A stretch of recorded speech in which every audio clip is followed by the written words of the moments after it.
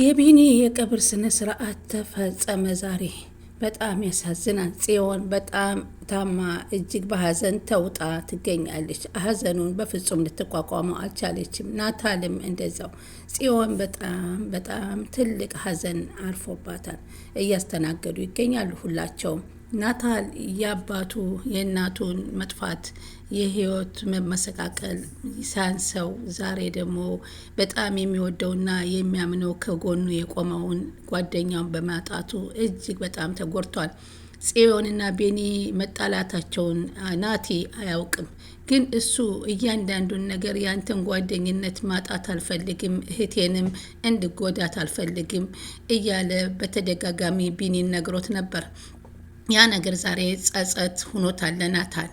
ምን ነው እንደፈለክ ብየው በነበረ፣ ከህቴ ጎን ሁን ብየው በነበረ፣ አሁን በጣም ጸጸቱ አላስተኛውም አላስነሳውም ብሎ በጣም ያሰቃየዋል። የአፌት መጨረሻ ግን ምንድን ነው የሚሆነው? ሰዎችን ሁሉ ጨረሳቸው። ናታል ብቻውን ቀረ። ጽዮን ቢኒን በጣም ታፈቅረዋለች። ግን ሁለታቸውም እውነቱን ሳይገላለጹ ዛሬ ለዚህ ነገር ሳይቀራረቡ ባጭሩ ቀረ። በጣም ያሳዝናል። ያፌት ጽዮንን እንግዲህ የምትወደውን ሲነጥቃት በፍጹም ከዚህ በኋላ ምን ይሰማት ይሆን? ጽዮን ያፌት ቢኒን ነው ያስነጠቀ ሲሏት ምን ይሰማታል? በጣም ያሳዝናል። እና እንግዲህ ውድ ቻናሌ ተከታታዮች እንግዲህ ሰላማችሁ በያላችሁበት ይብዛልኝ። ለቻናሌ አዲስ ከሆናችሁ ሰብስክራይብ እያደረጋችሁ የደውል ምልክቷን መጫን አትርሱ። ሰብስክራይብ፣ ላይክ፣ ሼር ለምታደርጉኝ ከልብ አመሰግናለሁ። ቀጣይ ፓርት ሀረግን እንግዲህ ዛሬ ይዘን መተናል ማለት ነው። የቢኒ መሞት በጣም ሁላችንም ልባችን ተሰብሯል። ድራማ መሆኑን ብናቅም ቢኒ መሞት የሌለበት ልጅ ነበር የሞተው። በፍጹም ቢኒ በጣም ጎበዝና አስተዋይ የነበረ ለብዙ ለጓደኛ ማንነትን የሚያውቅ መስዋዕትነት የሚከፍል መልካምን ነገር ለሰዎች የሚመኝ ሰው ሲጠቃ ሲያይ የማይፈልግ ነበር። ግን ዛሬ ባረመኔው ሴራ እንግዲህ በያፌት እንግዲህ ላስጨርሰው እያለ እንግዲህ ታሪኩን እንግዲህ ቢኒ ደብድቦ ሲጥለው እንግዲህ ከኋላው መጥቶ አቤል ነው እንግዲህ የመታው። በጣም ያሳዝናል። አቤላ ደግሞ እሱን ቢኒን ካስወገድኩኝ እንግዲህ ያፌት ነው ይባልልኛል እንጂ እኔ አልጠራጠርም በሚል ነበር ቢኒን የገደለው። ሆኖም የሁለቱ እቅድ ስለሚያውቅ አቤል ቀጥታ ከዛ በመሄድ ከኋላው እንግዲህ ቢኒ ለነሱ ብሎ ደንደሱም ብሎ ደፋው ማለት ነው ቢኒን። አቤል እንግዲህ በግላጭ ጽዮንን የሚያገኝ መስሎት ነበር። ሆኖም ግን በፍጹም ይህን የመሰለ የፍቅር ጓደኛዋን ነጥቋል ይቅር የምትለው በፍጹም አይመስለንም። በጣም ያሳዝናል። ሁለቱም እንግዲህ ያፌት ጋር አቤልም እንደዛ አመለካከት ይኖረዋል። በተለይ ጽዮን አሁን በጣም ተሳዝናለች። ታማ ትገኛለች። እራሷን ስትሰማ ስታ ነበር የወደቀችው። የሰማችው ነገር ማመን እስከሚያቅታት ድረስ ነው የተቀበለችው። በፍጹም አላመነችምም። በጣም እየተጸጸተችም ነው ያለችው።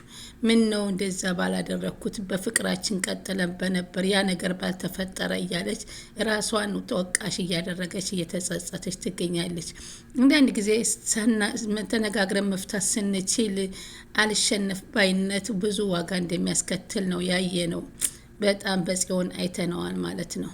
እንግዲህ አሁን ዳግም አጎቱን እንግዲህ እውነተኛ የአባቱን ምትክ ነው እንግዲህ ያጣው። ጽዮንን እንግዲህ ከአቤል ጋራ በማገናኘት የተገባበት ነገር በጣም ነው እየጸጸተው የሚገኘው። አሁን በጣም አቤል ደግሞ በጉልበት እንደሚጠቀም ከዚህ በፊት ዝቶባቸውም ነበረ። አሁን ግን በሚያሳዝን ሁኔታ እንግዲህ አጎቱን ተነጥቋል ማለት ነው። አጎትህ ተገሎልሃል ተብሎ ናሬ ሳህን አንጣ ተብሎ ለዳግም ሲላክለት ዳግም ደግሞ ግራ ተገባና በተደጋጋሚ አየ። ከዛ ለጽዮን ደውሎ ጽዮን ስትሰማ ጽዮን ማመን አቅቷት በራሷን ስታ ወደቀች። ከዛም ጽዮን እስካሁን ራሷን የምታውቅ አይደለችም። በጣም ከባድ ሀዘን ነው የወደቀባት። እንግዲህ በዛም ሰዓት ቤዛም ደንግጣ ነበር የወደቀው። አቤልም ግን እሱን አስወግጃለሁ ማንም የለብኝም እያለ ነው። ያፌትንም በዚህ አይነት ያስዋግደው ይሆናል ብለን እናስባለን። ያልታወቀ የኋላ ጀርባ ጓደኛ ነው እንግዲህ ከፊት ለፊት ከሚመጣ በኋላ ከሚመጣ ሰው ተጠንቀቅ ይባላል።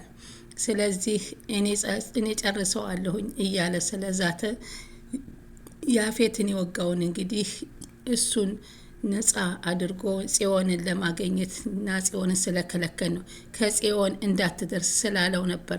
ጽዮንንም ወዷት ሳይሆን ተጠቅሞ ሊጥልባት ነበረ የፈለገው። ቤዛ ግን ራሷን መሳተች፣ ማመን አቃታት። ምንድን ነው ይህም ተፈጠረው እያለች ግራ ተጋባች። ናታልም ደነገጠ። ገኒዬም በጣም ልቧ ተሰበረ።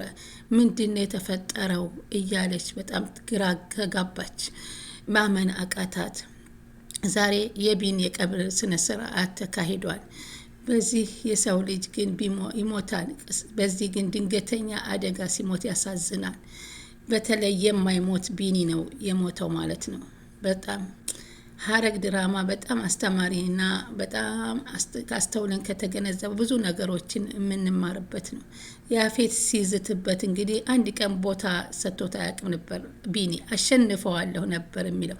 ትንሽ ቀረኝ ነፃ ላወጣ ነው እያለ ነበር። ባልታሰበ ሰዓት ግን ባልታሰበ ሰው ህይወቱ አለፈ። በጣም ያሳዝናል ከምላችሁ በላይ። እናም እንግዲህ አሁን ይሄ ነገር ሲፈጠር እንግዲህ ያፌት ደግሞ ወደ እስር ቤት ተወርውሯል። ናታል ግን ይህን ሁሉ ማስተናገድ አቅቶታል። ለእህቱ ወይንስ ለቢኒ ወይንስ ለአባቱ ወይንስ ለጠፋችው እናቱ በዚህ መካከል ውስጥ ለማን እንደሚሆን ግራ ተጋብቶታል። ኤፍራታ ደግሞ ያንን ገንዘብ ስታገኝ ማን ነው የመጣልኝ ያለች ግራ እየተጋባይ ትገኛለች። ያን ገንዘብ ግን የላከላት ቤዛን ገንዘብ እፈልጋለሁ እያለች በስልክ በምታናግራት ሰዓት እሱ በሩን ከፈታ አድርጎ እያዳመጠ ነበር። ኤፍራታ ችግር የለውም እሰጥሻለሁ የፈለግሽውን ያክል ስትል ሰምቷት ስለነበረ ያን ገንዘብ እንግዲህ ናታን ነው ያስላከላት ለኤፍራታ። ኤፍራታ በፍጹም አይጠላትም ናታን። ግን ከሷ ተስፋ የቆረጠ ቢመስልም በፍጹም ለሷ ዋጋ መክፈል ይፈልጋል። ምክንያቱም ያፌትን የሚያመጠምድበት ነገር ስለሚፈልግ ያ ዋጋ ወጥመድ ውስጥ ያስገባዋል። ስለዚህ አሁን ናታን ሁሉንም የኔ የሚሉት በዙሪያው ያሉ ሰዎችን እያጣ አንድ ባንድ ደካማ ጎን እየሆነ እየመጣ ነው። እንዲበረታ የሚያደርገውን ቢኒንም ከጎኑ አይዞህ እያለ ከእስር ቤት ኑሮ ከተዋወቁ ጀምሮ እስካሁን ያለው ህይወት ጠንካራ ጎን እየሰጠው ሲያበረታው የነበረው እሱ ነበረ። እና አሁን ኤፍራታም እንግዲህ ይህንን ነገር ስትሰማ በተሰጣ ገንዘብ ግራ ተጋብታ ያፌት ጠየቃት። አይ ይህ ገንዘብ የራሴ ነው አለችው። እንደዛ ብላ ብታሳምን ነው። ግን ኤፍራታ አታውቅም ማን እንደላከላት። ግን ያፌት ለታሪኩ እያንዳንዱን እንቅስቃሴዋን የኤፍራታ እንድትከተሉልኝ እፈልጋለሁ። ከዛ ቆይታ ያለሽ ኤፍራታ ምን እንደምታደርግ ይከታተልሻለሁ እያለ ነበር። በዛ ገንዘብ እየተወጣጥራ እየተጨናነቀ ሳለች እንግዲህ ቢኒ ተገደለ የሚባለውን ተወገደ የሚባለውን ስትሰማ በጣም የባሰ ትልቅ ነገር ገባች። ገኒ የዛን ቀን ማታ ከመውጣቱ ማታ ቢኒን በአንድ እጇ ዳጊን በአንድ እጇ አድርጋ መካከል ላይ ሆና እየሳመቻቸው ነበረ። ያን አስታወሰች። በጣም ያፌት ታክሰረ ስላሏት በጣም ተደስታ ነበር። አሁን ግን ያንን ስታስታውስ ሁላቸውንም ቢኒንም ከልባቸው ውስጥ የልብ ሰባራ ጥሎባቸው ሄደ። ቢኒም በመልካምነቱ ነበር ብዙ ነገር እንደ ወንድሟ ለልጇም አጎትነቱ ከአባት የበለጠ ሆኖላት ደስተኛ ነበረች። ከጎኗም አይዞሽ እያለ የነበረው እሱ ነበር። አሁን ዳግም አጎቴ የሞተው በእኔ ምክንያት ነው እያለ እየተናደደ ነው። ምክንያቱም አቤልን በዛ እንዳስወገደው አውቆታል። የአባቱን ነፍስ አጥፊ የአጎቱን ነፍስ አጥፊ አቤል እንደሆነ ተረድቷል። አጎትህን አስወግደነዋና ሬሳህን አንሳ ሲባል ግን መልእክቱን የሚላከለት አቤል ነበረ በስልኩ። አጎቴን ከዚህ ውስጥ ቀጣጣ ከትቼ አጣሁት እያለ እኔ ሰው አይደለሁም እያለ ራሱን እየወቀሰ ነው። በጣም እየተጸጸተም ይገኛል። ጽዮን ደግሞ እንደዛው። አሁን እስካሁን ድረስ የቢኒን መቃብር እንኳ ሂዳ ማየት አልቻለችም። በፍጹም አልቆመችም። እንደዛ ቦታ ግን አልተሰጠም። ግን ሁላቸውም በሚያሳዝን ሁኔታ ሀዘን ውስጥ ይገኛሉ። ማንን እንዳስወገደው ግራ ተጋብቷቸዋል። ቤዛ ከቢኒ ጋር ብዙም ስለማትቀራረብ ምንም ነገር ምንድን ነው እያለች ያልተናገረችው። ሌሎቹ ግን ተው እያሉት ነበር። ቤዛ ግን በጣም መልካም ልጅ ነው ለኛ የፍቅረኛዋ የጽዮን ፍቅረኛም ስለሆነ እሱ ባለመግባባት ሲፈጠር እንኳ ውስጧን ገልጻ ለቤዛ አልነገረቻትም ነበርና በጣም አዝናለች። ጽዮን ግን ልቧ ተሰብሯል በጣም። ናታልም በጣም በጸጸት ላይ ያለ ነው። ሐኪም ቤት ናት አሁን በዚያ ሰዓት ላይ ሐኪም ቤት ሄዳ እንግዲህ ልትቀብረው እንኳ አልቻለችም። እሷ በጠና ታማለች። በጣም በህመሟም ከመጀመሪያም ስለነበር ራሷን ስታ ወድቃለች። እነዚህ ቤት ያሉት ደግሞ አሁን የቢኒን የቀብር ስነ ስርዓት አካሂደው ጨርሰዋል። እውነት ግን ቢኒ መሞት አልነበረበትም። ቢኒ በፍጹም መሞት ካለባቸው ግን እነ ሉሊት ነበሩ መወገድ ያለባቸው። ግን እሱ በፍጹም ሊወገድ አይችልም ነበረ። እንደውም ያፌትን አሸንፎት መታየት ነበረበት። በጣም ግን አሁን በጣም የሚጎዳ ነገር ነው። ናታል በተለይ አሁን ማንም እንደሌለው ባዶ እናቱን አየው። ቢኒ ለነሱ ትልቅ ነገር መኖር ነበር። ያፌት ግን በተደጋጋሚ አስጠንቅቆት ነበር። ከዛሬ ጓደኛዬ አብሮ አደጌ ወንድሜ ነህ ብዬ ነበር። አሁን ግን ይህንን ፋይል ስለመለከትክብኝ አለቅህም ሲል የመጨረሻ ቃሉን ነግሮት ነበር። እሱም እናያለን እንጠብቃለን እያለው ነበር። በጣም ይገርማል። መልካም ሰዎችን አንዳንድ ጊዜ እንደዚህ ስናጣቸው በዙሪያችን ልብ እንደሚሰብረው ሁሉ ቢኒ በጣም ጽዮን በጣም ስለምትወደው ያን ነገር ሁሉ ባላደረኩ እያለች አሁን እውነታውን ደግሞ ምን ነው ገልጬ ነግሬው በነበረ እያለች እንደገና በጣም እየተጸጸተች ትገኛለች። በዚህ አይነት እንግዲህ ያፌትም እስር ቤት ሆኖ በጣም ትዕዛዙን እያበዛዛ ነው እንደሚወጣና ሰሞኑን እንደምወጣለሁ የሚል ታሪኩን ይነግረዋል። እንዴት ነው የምትወጣው? በአጭር ጊዜ እንዴት ትወጣለህ እያለውም ነበር።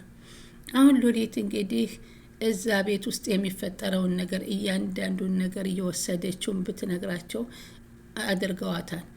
ጥፍሯን ነቃቅለው እንግዲህ አንድ ጥፍሯን ቀጣይ ደግሞ ሌሎቹ እንደሚነቃቅሉላት ተነግራለች። ስለዚህ አድርግ የተባለችው እንደምትፈጽም ቃል ገብታለች። ስለዚህ እዛ ቤት ያለውን ነገር ታሪክ ሁሉ እያስወጣች እንግዲህ ልትጎዳቸው ሁላቸውንም ዋጋ ልታስከፍላቸው ያለች ነው። ስለዚህ ከዛ ቤት ውስጥ አሁን ስለሷ ማን ነው ይህን ስራዋን የነቃባት? የላትም። ማን ነው እንደዚህ እያደረገች ንቀኒን እያለ ናታልም ቤዛን ቢያስጨንቋትም በፍጹም አልተናገረችም። ከቤዛ አባት ጀምራ እስካሁን ካለው ሁሉ ነገሮች ውስጥ ያለችበት እሷ ነች። ሁሉንም ነገር ያለችበት ታሪኩን የምታውቀው እሷ። የቤዛን እናትንም ከዚህ በፊት አስወግዳለች። ኤፍራታ ከሉሊት ላይ የምትወስነው ውሳኔ ከባድ ሆኗል ማለት ነው። እያንዳንዱን ስራቸውን የያዘችውን ሁሉን ነገር ኤፍራታ ታውቃለች። ኤፍራታ እንግዲህ እቃዋን ጠቅልላ እነ ናታል ቤት ሄዳለች። ከያፌት እንግዲህ ከዚህ ሲደውልላት ስምምነታችን የኔን የሆነ ነገሮችን እንዳትነካ ብያለሁ፣ አንተ ግን የኔን የሆኑ ሰዎችን ቢኒን አስወግደሃል ብላ አስጠነቀቀችው። በዚህም እንዴት ይሄ ነገር ሆነ እያለ እሱም እየተናደደ ነው። እወጣላታለሁ አሳያታለሁም እያለ ይገኛል። ስለዚህ ውድ ተመልካቾቼ የዛሬው በዚህ ተሰናብቷል። ቀጣይ ምን ይመጣል የሚለውን አብረን ስለተከታተላችሁኝ ከልብ አመሰግናችኋለሁ።